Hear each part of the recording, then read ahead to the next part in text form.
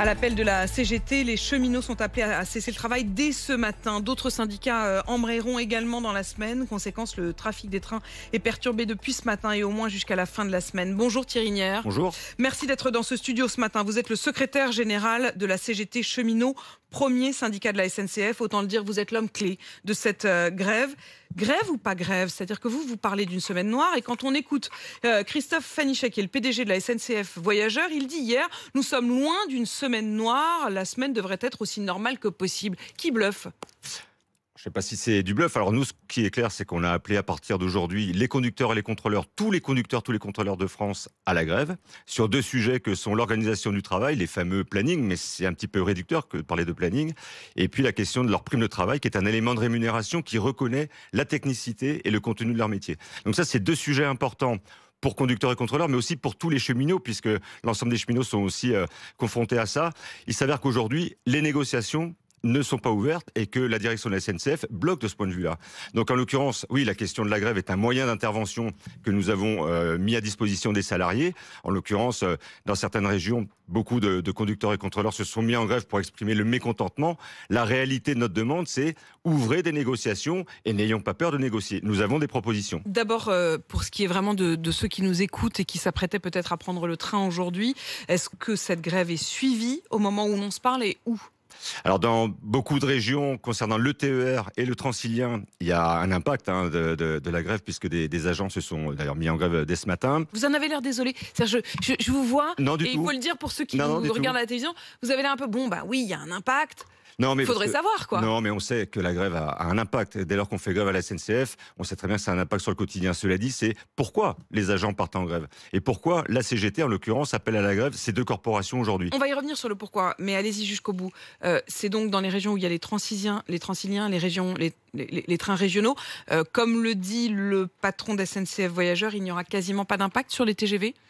Alors sur les TGV, il y a a priori moins d'impact. Cela dit, comme je vous l'ai dit depuis tout à l'heure, on a appelé à la grève l'ensemble des conducteurs et contrôleurs parce que les deux sujets touchent l'ensemble des conducteurs et contrôleurs et pas exclusivement TGV. Quand on met à disposition le moyen d'exprimer un mécontentement par la grève, ça appartient aux grévistes et aux cheminots qui intentent de le faire, d'y être. Est-ce qu'on peut déjà commencer à se projeter dans la semaine? Je le disais, la CGT vous appelez effectivement à la grève dès aujourd'hui, Sudrail un peu plus tard dans la semaine, ainsi que le collectif, ce fameux collectif qui n'est pas véritablement syndiqué à proprement parler, mais qui travaille main dans la main avec vous, qui lui appelle à la grève pour la fin de la semaine. Est-ce que ça veut dire qu'on se projette sur une semaine de grève? La grève pour laquelle on appelle à partir d'aujourd'hui est une grève dite reconductible par période de 24 heures. Ce sont les cheminots en grève qui décideront eux-mêmes en assemblée générale s'ils poursuivent dans la semaine. Donc pour l'heure, là, on a un certain nombre de cheminots qui y participent. Ils décideront dès ce soir en assemblée générale de la poursuite. Ce qui assure, c'est qu'ils mettent en exergue la nécessité d'ouvrir des négociations. Et là, en l'occurrence, on voit le président de la SA Voyageurs pas très ouvert à ça. On lui dit juste qu'on a des propositions et qu'on ne peut pas, d'un côté, appeler au dialogue social et la négociation à tout crin, et au moment où les syndicats se disent « bingo », on se met à l'épreuve de la négo, il n'y aurait personne autour de la table. Donc nous, on demande au président de la SA Voyageurs d'entrer dans les négociations. Nous avons des vraies propositions à faire pour ces deux catégories de personnel, mais aussi pour les autres cheminots. Donc, avec deux points particuliers, on viendra aussi à la question du week-end, mais deux points particuliers dans la négo que vous demandez, sur les plannings, je le disais, puisque vous refusez les modifications de dernière minute qui ont un impact évidemment sur vos vies, et puis la révision des primes de travail. Ces primes, elles ne sont versées que quand vous travaillez par nature.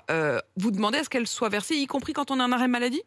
Mais en fait, j'ai pas compris le rapport. Les primes de travail, c'est des éléments fixes de rémunération. C'est un élément de rémunération. Mais typiquement, elles sont liées à l'exercice du métier et d'ailleurs à une partie de la reconnaissance du métier. Nous, ce qu'on demande, par exemple, pour les conducteurs et contrôleurs, il faut savoir que ces deux catégories de personnel, sur une carrière de 30 ans, par exemple, ils passent 5 ans en dehors de chez eux, via les découchés de par l'exercice de leur métier. 5 ans sur 30 ans, c'est quand même pas une paille. Donc on voit bien que c'est quand même des métiers à haute pénibilité et forte contrainte qui nécessitent d'être revus d'un point de vue de la rémunération. La prime de travail, nous, ce qu'on veut, par exemple, c'est fixer une base garantie qui permette de tenir compte des aléas de la vie, que sont la maladie ou l'inaptitude ponctuelle. Ce qui fait que chaque agent ne choisit pas, dès lors qu'il est inapte ou dès lors qu'il est malade. En l'occurrence, de pouvoir avoir une prime de base garantie permet permet aussi d'entrevoir l'avenir de manière plus sereine. Et c'est surtout de se dire aussi que c'est pas directement lié en permanence à ces aléas que personne ne peut choisir, quoi. Ça veut dire que vous auriez peut-être pas la prime totale, mais une base de cette prime, y compris quand vous ne travaillez pas à proprement parler. Et oui, parce qu'il y a des aléas de la vie qu'on ne choisit pas, ce que je viens de dire. Et en même temps, nous souhaiterions aussi que soit revu le contenu de la prime lié aux évolutions du métier, notamment d'un point de vue de la technicité en fonction du matériel, alors pour les conducteurs, du matériel roulant dans lesquels ils exercent, un TGV, un TER, un Transilien, un train grande ligne aussi, et pareil pour les contrôleurs. Il y a quand même un certain nombre d'évolutions aujourd'hui qui ont lieu, notamment d'un point de vue du matériel. Il y a aussi des contraintes directement liées à l'exercice qui aujourd'hui ne sont pas prises en compte. Alors on peut se dire, c'est encore des exigences.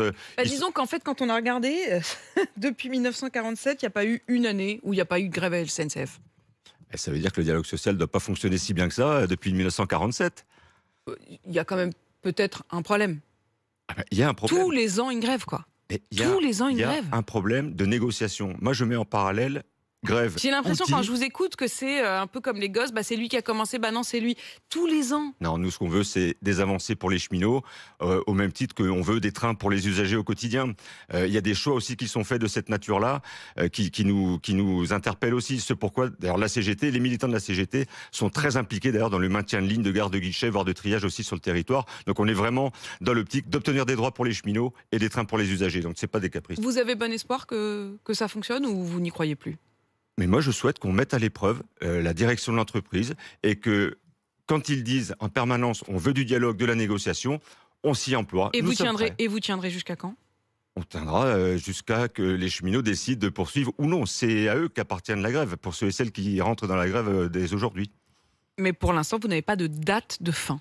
Alors, on n'a pas de date de fin de grève. Par contre, on a 2 dates qui ont été fixées par la pression que nous avons exercée pour entrevoir des discussions le 4 juin chez les conducteurs, le 11 juin chez les contrôleurs. Nous souhaitons que ces 2 premiers rendez-vous du mois de juin constituent des moments de négociation. Nous avons des propositions très claires, crédibles et qui ne devraient pas gréver les comptes de l'entreprise. Merci en tout cas d'être venu sur RMC ce matin défendre donc votre grève.